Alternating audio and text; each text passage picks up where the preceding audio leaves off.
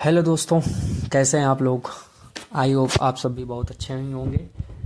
जैसा कि ये मेरा चैनल है एसएससी विद अजीत करके, और मैं आप लोगों को एसएससी सीजीएल रेलवे इन सब के बारे में वीडियो कंटेंट बना के दूंगा, जिससे आप लोगों को एग्ज़ाम में काफ़ी हेल्प होगी। और वैसे भी सीजीएल मेंस तो हो चुका है और अब सीजीएल 2026 आने ही वाला है, 2 से 3 महीने बाद।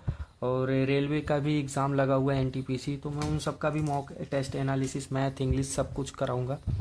तो उसी में मैं पहला अपना एक वीडियो डाल रहा हूँ एसएससी सीजीएल 2026 प्री का, जो टेक्स्ट बुक का मॉक है, मॉक टेस्ट नंबर 1, उसका मैं मैथ का सॉल्यूशन कराने जा रहा हूँ। आप लोगों को अच्छा लगेगा, लास्ट तक देखिएगा। तो मैं पहला क्वेश्चन पे आ जाता हूँ। तो इसमें बोला है कि यदि किसी संख्या उस संख्या का 50% तथा उसी संख्या का 25% का औसत 280 है, तो वह संख्या क्या होगी। तो चलिए शुरू करते हैं। पहले हम x मान लेते हैं, कोई संख्या है, उसके साथ उस संख्या का 50% x/2 और उसी संख्या का 25% मतलब x/4, इन तीनों का औसत 280 है। तो यहाँ पे एक काम करेंगे, 280 की तरफ ले जाएंगे 3 को, तो 840 हो जाएगा। और इधर हो जाएगा 4 एलसीएम लेंगे, तो इधर हो जाएगा 4x plus 2x plus x, ठीक है। इधर हो जाएगा 7x और 840 की तरफ चला जाएगा 4, तो इधर 7 से काटेंगे 120 बार जाएगा, तो x बराबर हो जाएगा 480, जो कि हमारा है राइट आंसर। चलिए चलते हैं नेक्स्ट क्वेश्चन पे। दूसरा क्वेश्चन कह रहा है ए और बी के मासिक वेतन 5:6 के अनुपात में है। यदि उन दोनों के वेतन में 2000 की वृद्धि की जाती है, तब नया अनुपात 11:13 हो जाता। तो नए ए का नया मासिक वेतन, इसको मैं दो तरीके से कराऊंगा, एक यक्स मेथड से, एक मैं रेशियो मेथड से कराऊंगा। तो पहले मैं यक्स वाला मेथड करता हूँ। तो जैसे कि ए और बी का अनुपात दिया है 5:6, ठीक है। तो मैं इसको 5x मान लेता हूँ, इसमें 2000 ऐड कर दूंगा, और ऐसे ही 6 को भी 6x लिख करके इसमें 2000 ऐड कर दूंगा। इसके बाद इसका नया रेशियो 11/13 हो जाएगा। तो 13×5 = 65, 26,000, इधर हो जाएगा 66x और इधर हो जाएगा 11×2 = 22,000 रुपये। तो इधर 66x में से 65x घटेगा तो x हो जाएगा, और 26,000 में से 22,000 घटेगा तो 4,000 हो जाएगा। तो x का मान आ गया। तो ए का नया मासिक वेतन हो जाएगा 5x प्लस 2000, ठीक है। आप ऐसे भी कर सकते हो। तो यहाँ पे 5 चौक 20, 20 और प्लस 2000 22,000। तो ये आपका नया मासिक वेतन है। और अगर रेशियो मेथड लेके चलते हैं, तो ए और बी आपका दिया हुआ है 5:6, ये आपका इनिशियल है, न्यू रेशियो है 11:13। इसमें क्या देखना होता है कि डिफरेंस, इसमें 1 का डिफरेंस, इसमें 2 का डिफरेंस। तो इन दोनों को बराबर करने के लिए इसमें हमें 2 से करना पड़ेगा, इसको करना पड़ेगा 1 से।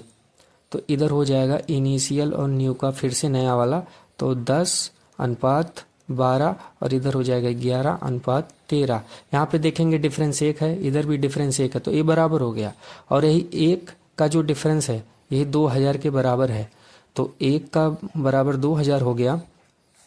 इसके बाद इसने पूछा ए का न्यू मासिक वेतन, तो ए का न्यू तो 11 ही है, तो 11 में 2000 कर देंगे, तो ये आपका आ गया नया मासिक वेतन 22,000। ये आपका नया मासिक वेतन है। आपको मैंने 2 मेथड बताया, आपको जो अच्छा लगे आप कर सकते हो। चलते हैं नेक्स्ट क्वेश्चन पे। एक नियमित षट्भुज एक सर्कल में बना हुआ है, तो वृत्त के क्षेत्रफल का और उस भाग का क्षेत्रफल जो षट्भुज द्वारा कवर नहीं किया गया है, तो इनका अनुपात बताना है। तो पहले देखिए, आपको बताने के लिए मैं एक वृत्त बना लेता हूँ, ठीक है। इसके बाद मैं षट्भुज बनाता हूँ, ठीक है। इसके बाद मैं इन दोनों को मिला देता हूँ, ये आपका हो गया षट्भुज। तो देखिए इसमें डायमीटर मतलब इसमें आपका रेडियस आर हो जाएगा, तो ये सब भुजाएं भी आर ही हो जाएंगी। और इसमें आप देख सकते हैं कि जो त्रिभुज बन रहे हैं ये सब सभी समबाहु त्रिभुज बन रहे हैं। इस हिसाब से आपका जो षट्भुज होता है वो 6 टाइम, मतलब आपका जो षट्भुज का क्षेत्रफल होगा वो होता है 6 टाइम √3/4 × a², क्योंकि जो ए आपका है √3/4 × a², ये आपका होता है समबाहु त्रिभुज का क्षेत्रफल। चूंकि इसमें 6 हैं भुजाएं 6 त्रिभुज हैं, तो इसलिए 6 टाइम कर देंगे। ये आपका हो जाएगा षटभुज का क्षेत्रफल। तो यहाँ पे ए हमने आर माना है भुजा को, तो हो जाएगा अंडर रूट ए और आर स्क्वायर। यहाँ पे काट लेंगे, 2 तिया 6 2, तो ये हो जाएगा पर 3 under root 3/2 into R square. ये आपका हो गया षटभुज का क्षेत्रफल। इसके बाद अनकवर्ड एरिया निकालेंगे। ये आपका अनकवर्ड एरिया निकालना है, तो इसमें हम जो अपना पूरा वृत्त का क्षेत्रफल है पाई आर स्क्वायर, इसमें से हम इसको घटा देंगे क्योंकि ये षटभुज का क्षेत्रफल है और वही इसने पूछा है कि अनकवर्ड, इसको हटाने के बाद तो ये हो जाएगा 2 pi are square minus 3 under root 3 are square by 2। अब इसने पूछा है कि वृत्त के क्षेत्रफल के साथ इसके अनकवर्ड एरिया का रेशियो पूछा है, तो पाई आर स्क्वायर लिख देंगे। Ratio 2 pi are square minus 3 under root 3 are square by 2। तो 2 इधर जाएगा तो 2 पाई आर स्क्वायर हो जाएगा। Ratio 2 pi are square minus 3 under root 3 are square. तो इसमें से देखिए आर इधर कॉमन लेंगे, लेफ्ट साइड और राइट साइड भी आर लेंगे तो आर खत्म हो जाएगा दोनों साइड से, तो बचेगा 2 pi ratio 2 pi minus 3 under root 3। यही आपका रेशियो है, यही आपसे पूछा है, इसी का ये राइट आंसर है। चलिए नेक्स्ट क्वेश्चन पे। राहुल के पास एक थैले में 1 रुपये 50 पैसे और 25 पैसे के सिक्के हैं और सिक्कों की संख्या का अनुपात 1:1/2:1/3 है। यदि राहुल के पास कुल 1120 रुपये हैं तो तब 25 पैसे के सिक्कों का कुल मूल्य। तो एक काम करते, पहले जो थैले में 1 रुपये 50 पैसे 25 पैसे हैं, इसमें से हम पहले 50 पैसे और 25 पैसे को 1 रुपये के बराबर में लेते हैं। तो पहले 50 पैसे तो 1/2 हो जाएगा, 100 से भाग करेंगे, और 25 पैसे है तो उसको 100 से करेंगे तो 1/4। तो यहाँ पे एलसीएम लेंगे 4, तो यहाँ पर हो जाएगा 4, यहाँ पे 2 और यहाँ पे हो जाएगा 1। ठीक है, ये सिक्के हैं। ठीक है, और सिक्कों की संख्या का अनुपात इसने दिया है 1 रेशियो 1/2 रेशियो 1/3। इसको भी सेम ऐसे एलसीएम की तरह लेंगे तो 6 होगा एलसीएम, तो इधर हो जाएगा 6, इधर हो जाएगा 3, इधर हो जाएगा 2। तो यहाँ पे हम लिखते हैं 6 रेशियो 3 रेशियो 2। तो इनका दोनों का मल्टीपल कर देंगे। ये सिक्कों की संख्या है और ये अपना सिक्के हैं। ठीक है, थैले में तो 24 हो जाएगा, 6 हो जाएगा और इधर 2 हो जाएगा। इन तीनों को जोड़ देंगे तो 32 हो जाएगा और 32 एक्स रख लो और इसका मान दिया है 1120 रुपये। तो चलिए निकालते हैं इसको। 1120/32 करेंगे तो इधर मैं लेके जाऊंगा 560, 16, 8 से काटेंगे, 8 2 16, 8 7 56, तो इधर काटेंगे तो आ जाएगा 35। एक्स का मान आ गया 35। तो इसने पूछा 25 पैसों की संख्या, सिक्कों का कुल मूल्य, तो 25 पैसे क्या हो जाएगा 1 2, तो हो जाएगा 35 गुणे 2, तो हो जाएगा आपका राइट आंसर 70। 25 पैसों के सिक्कों का कुल मूल्य हो गया 70 आपका। आते हैं 4th नंबर क्वेश्चन पे। इसको तो बोर्ड मास का, इसको तो आप लोग ऐसे ही उड़ा दोगे, तो चलिए कर लेते हैं। का है तो इसको पहले ही करेंगे, का वाला। तो 2 3 5 पंचम 25। ठीक है, तो यहाँ पे हो जाएगा 5 माइनस 3 दूनी 6, तो 12 6 72, तो 6 25 30, 25 25 125। तो मैं ऐसे कर देता हूँ आप लोगों के लिए। तो 125 में से 72 घटेगा तो हो जाएगा आपका इधर 28 25 53। आंसर राइट आंसर 53 हो जाएगा इसका। चलिए नेक्स्ट क्वेश्चन पे। दो संख्याओं का अनुपात 17:45 है। छोटी संख्या का 1/3 भाग बड़ी संख्या के 1/5 भाग से 15 कम है। छोटी संख्या कौन सी हो है? तो आप पहले दो अनुपात हो जाएगा 17:45। ठीक है, तो इसको मैं एक काम करता हूँ 17x मान लेता हूँ। तो इसमें पूछा छोटी संख्या का 1/3 भाग, छोटी संख्या 17x, इसका 1/3 भाग, बड़ी संख्या 45x का के 1/5 भाग, इसका 1/5 भाग से 15 कम है। तो एक काम करते हैं 5 से 45 को काटते हैं, 9 बढ़ जाएगा। तो 17x बराबर 9 3 27x माइनस 45। तो यहाँ पे 45 एक साइड हो जाएगा, इधर जाएगा तो बराबर हो जाएगा। 27 में से 17 घटेगा तो 10x हो जाएगा। तो x का मान हो जाएगा आप 4.5 4.5। तो इसने पूछा है तो छोटी संख्या 17x, तो 17 गुणे 4.5 करेंगे तो हो जाएगा 17 चौके 68, 17 पच्चे 85। तो आपका हो जाएगा 76.5। ये आपका है राइट आंसर। चलिए नेक्स्ट क्वेश्चन।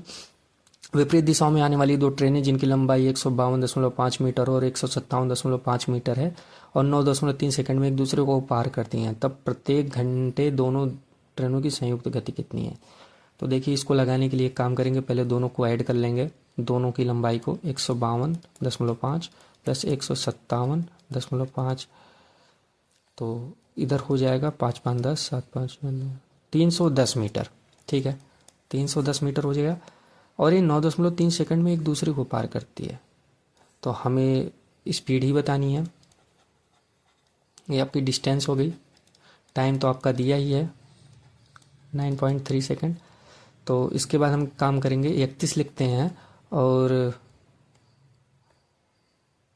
इसके बाद हम जो है यहाँ पे 9.3 है तो 9.3 को एक काम करते हैं, हम 93 लिख देते हैं और 10 को ऊपर लेके चले जाते हैं और अपना 1 10 तो इधर लिख लेते हैं आसानी के लिए, सोल्यूशन के लिए। 31 या 93, तो आपका हो गया 100/3। ये आपका स्पीड हो गया, लेकिन इसको किलोमीटर में ले जाना तो इसमें 18/5 करना पड़ेगा। तो 3 छक 18, 5 20, तो आपका राइट आंसर हो जाएगा 120 किलोमीटर पर आवर। ये आपका राइट आंसर है। चलते हैं नेक्स्ट क्वेश्चन पे। नेक्स्ट क्वेश्चन में पूछा है, एक आधार की त्रिज्या 3.5 सेंटीमीटर का एक बेलनाकार छिद्र एक ठोस घन में बनाया जाता है जिसकी प्रत्येक भुजा की लंबाई 14 सेंटीमीटर है। छिद्र वाले घन का कुल पृष्ठीय क्षेत्रफल ज्ञात कीजिए, सेंटीमीटर में है। तो एक काम करते, पहले हम एक घन बनाते हैं, घन बनाते हैं।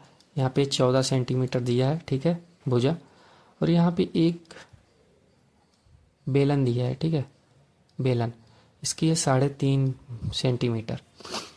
तो यहाँ पे हम सबसे पहले काम करेंगे, पहले पूरे घन का ही कुल पृष्ठीय क्षेत्रफल निकालते हैं। तो घन का कुल पृष्ठीय क्षेत्रफल होता है 6a² और 6 × 14 का स्क्वायर हो जाएगा, तो हो जाएगा 6 × 196। तो ए हो जाएगा अपना 19 छक्का 114 और 6 चौके 36, तो अपना ये हो जाएगा टोटल 1176 सेंटीमीटर स्क्वायर।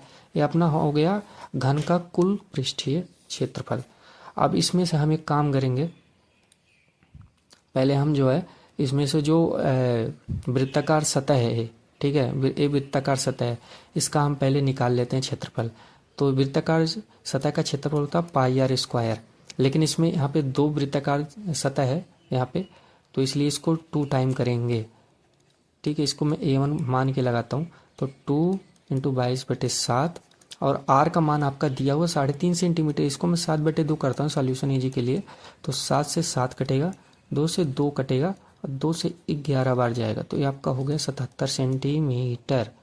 अभी एक काम और करना है, a2 मान करके, यहाँ पे जो बेलन है एक खोखला एक तरीके का है, ठीक है, जो भी हो खोखला है, तो इसका मुझे क्षेत्रफल निकालना पड़ेगा, इसका भी 2πrh।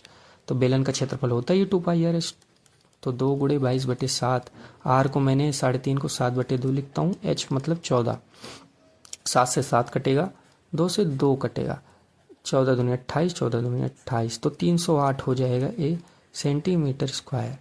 तो इसमें से मुझे पूछा है इसने कि छिद्र वाले घन का ही कुल पृष्ठीय क्षेत्रफल बताना है। तो इसमें से मुझे जो है ना, ये वृत्ताकार जो क्या कहते हैं यहाँ पे, वृत्ताकार जो आप एक घन वृत्ताकार सतह है, इसको घटा देना है। तो 1176 में से पहले 308 ऐड कर लेंगे, क्योंकि इसको नहीं घटाना है क्योंकि बेलनाकार है, और इसको नहीं घटाना, केवल छिद्र को ही घटाना है। तो 77 इसमें से घटाएंगे तो आपका आ जाएगा 1407 सेंटीमीटर स्क्वायर। ये आपका राइट आंसर है।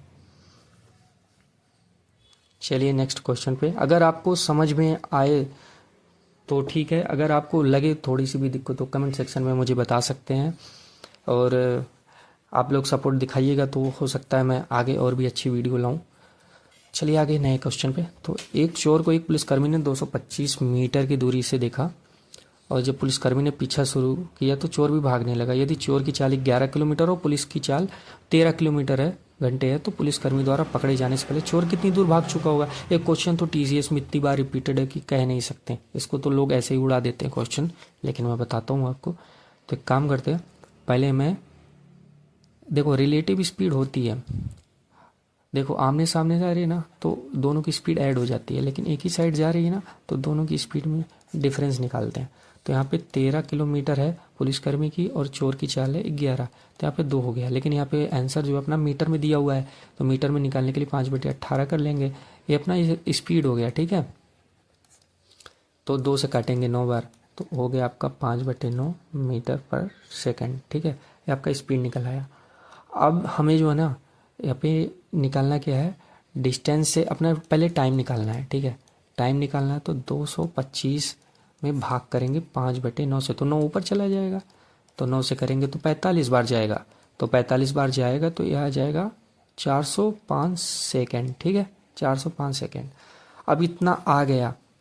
अब एक काम करेंगे, हमें निकालना है कि कितनी दूर भाग चुका होगा पुलिसकर्मी द्वारा पकड़े जाने से पहले। तो मैंने 13 निकाल, इसका अपना 11 किलोमीटर अपना चोर कितना चला है वही देखना है। तो 11 किलोमीटर चला है, तो 11 किलोमीटर में तो इसको पहले मीटर में बदलेंगे 5/18, और कितना टाइम तक, 405 सेकेंड तक। तो इसको जब हम सॉल्यूशन करेंगे ना, तो इसका आंसर आ जाएगा 1237.5 मीटर। मैं इसको थोड़े टाइम में करा रहा हूँ, इसलिए मैं सॉल्यूशन कराऊंगा तो थोड़ा टाइम लगेगा, इसलिए इसका सॉल्यूशन ऐसे ही बता दे रहा हूँ। तो ये आपका राइट आंसर। आते हैं नेक्स्ट क्वेश्चन पे। रमेश 75 वस्तुएं 10,800 रुपये में खरीदता है और उन्हें 5 वस्तुओं के विक्रय मूल्य के बराबर के घाटे पर बेचता है। एक वस्तु का विक्रय मूल्य क्या होगा? देखिए, जो अपना 5x हो गया, ये अपनी विक्रय मूल्य के बराबर घाटा हुआ। एक घाटा क्यों हुआ है?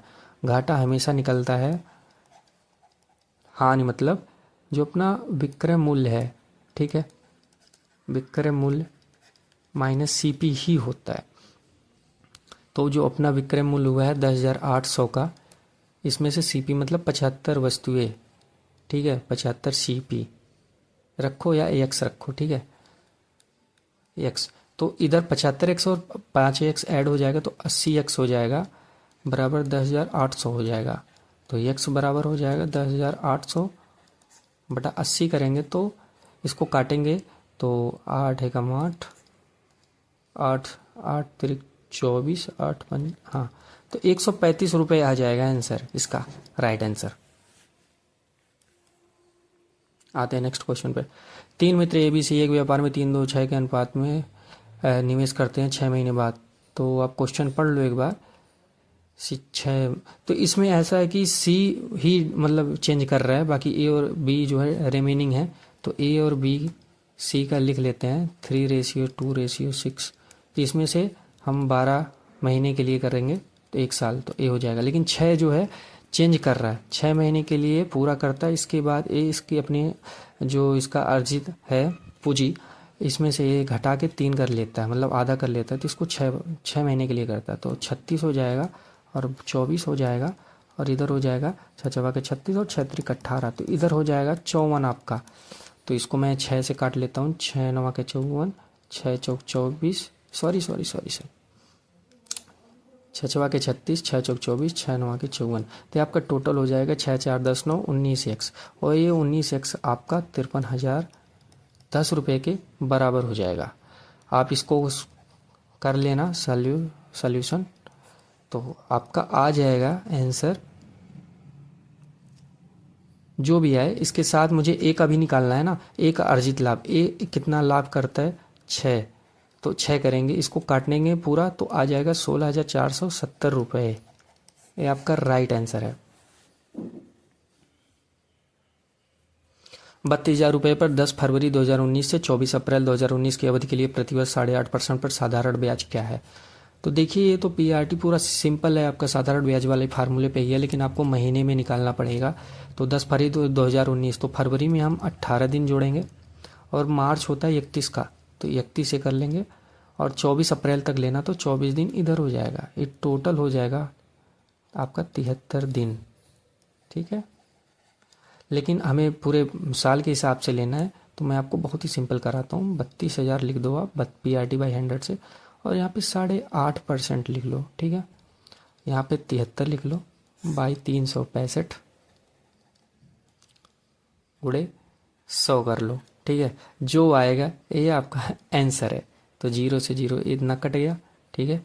73 से 5 बार कट जाएगा, तो इसको काटेंगे तो 1.7 हो जाएगा। तो 17 दूनी 34, 17 दूनी 34, तो आपका ये सत्तर 51, तो आपका ये 544 रुपये इसका राइट आंसर हो जाएगा। ये आपका साधारण ब्याज निकल के आता है।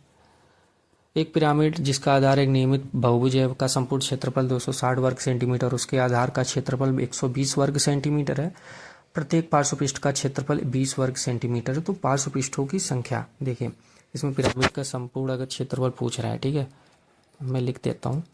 बहुत ईजी है, बहुत ईजी क्वेश्चन है। पिरामिड का संपूर्ण क्षेत्रफल होता है आपका पार्श्व पृष्ठ का क्षेत्रफल प्लस आपका आधार का क्षेत्रफल। तो देखिए, पिरामिड का संपूर्ण क्षेत्रफल आपका दिया हुआ है 260 और पार्श्व पृष्ठ का निकालना, तो इसको मैं मान लेता हूँ x, और पार्श्व पृष्ठ का और आपका आधार का क्षेत्रफल दिया हुआ है 120, तो x का मान आ जाएगा 260 में से 120 घटाएंगे 140। लेकिन इसने कहा कि प्रत्येक पार्श्व पृष्ठ का क्षेत्रफल 20 वर्ग सेंटीमीटर है, तो पार्श्व पृष्ठों की संख्या, तो हम 140 में 20 से भाग करेंगे, आ जाएगा 7, तो टोटल पार्श्व पृष्ठों की संख्या 7 हो जाएगी।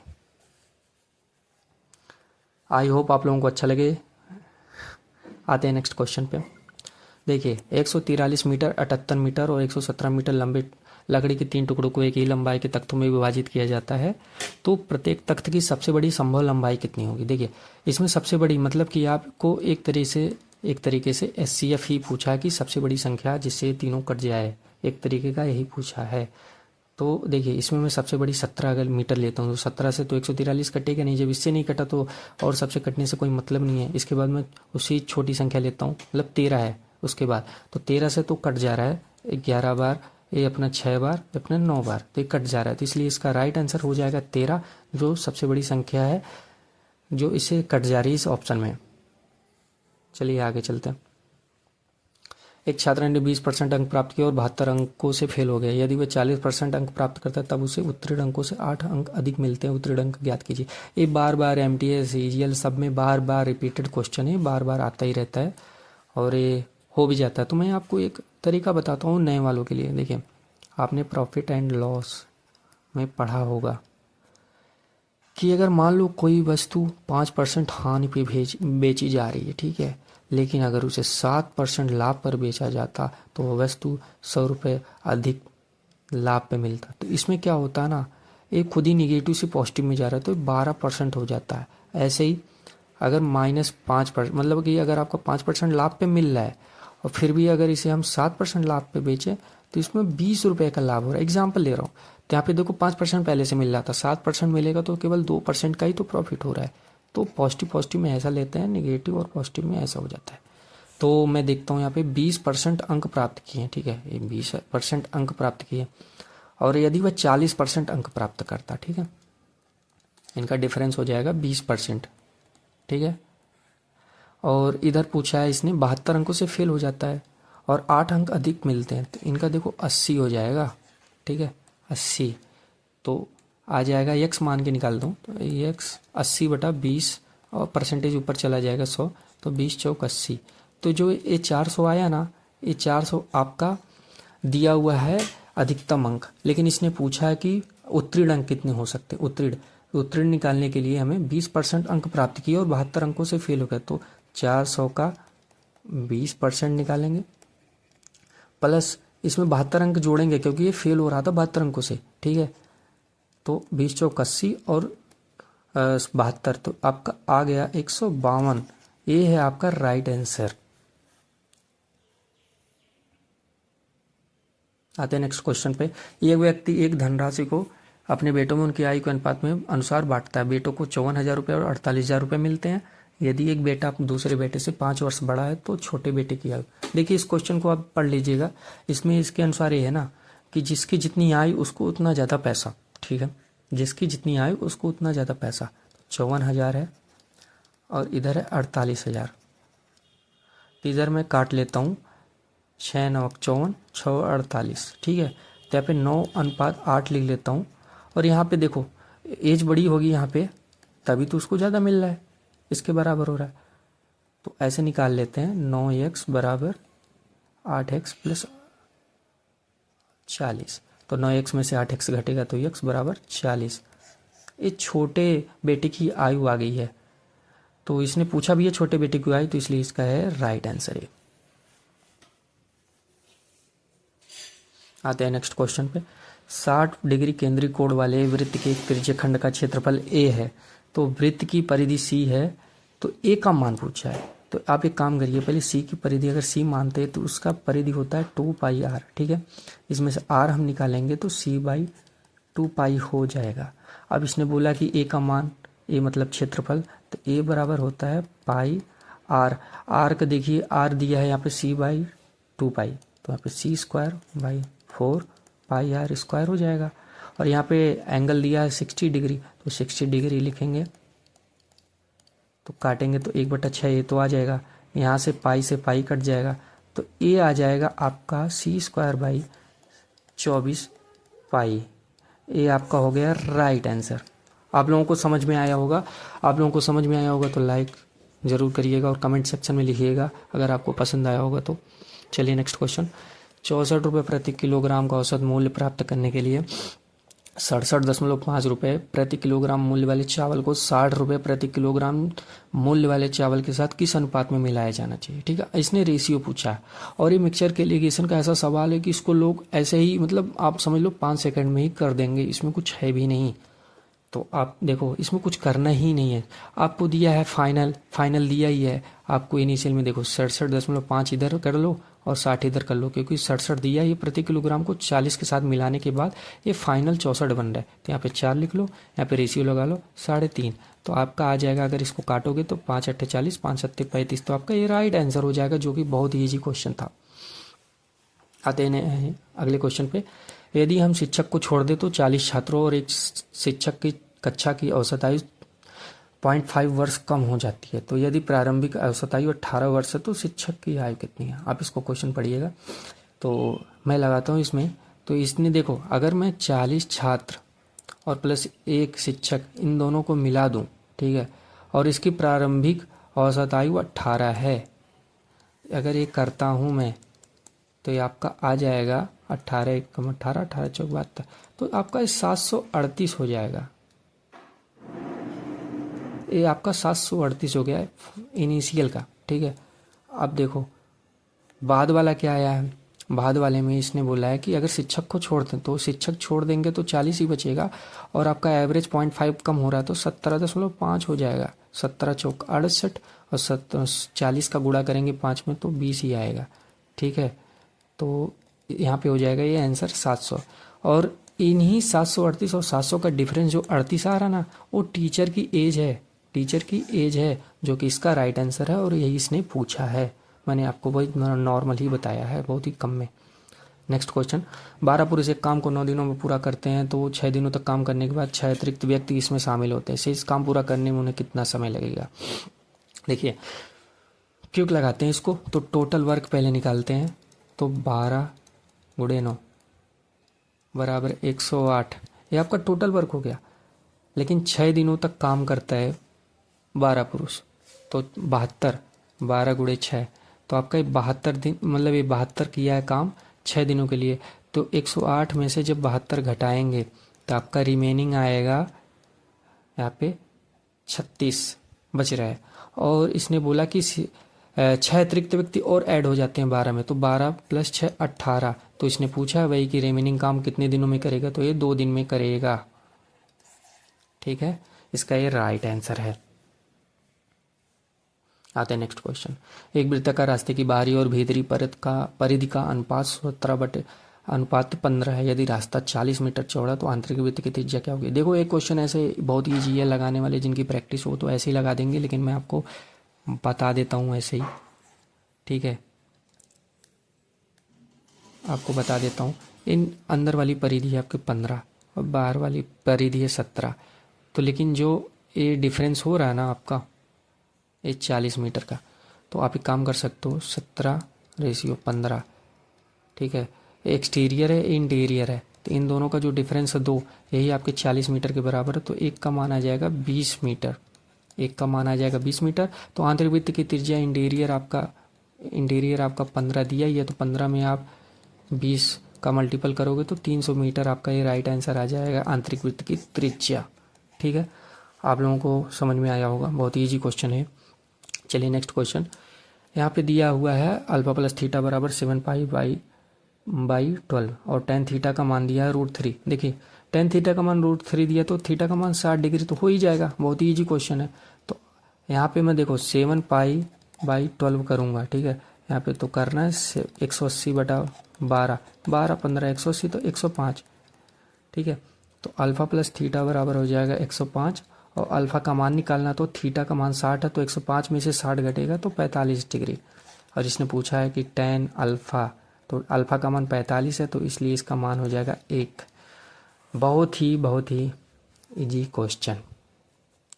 पी की कार्य कुशलता क्यू से दोगुनी है और एक साथ किसी कार्य को 36 दिनों में कर सकते हैं, तो कार्य को समाप्त करने के लिए पी को अकेले कितने दिन लगेंगे। तो देखिए पी रेशियो क्यू कर लेते हैं, तो यहाँ पे क्यू से दोगुनी है। ठीक है, पी जो है क्यू से दोगुना और ये इसकी इफिशियंसी है।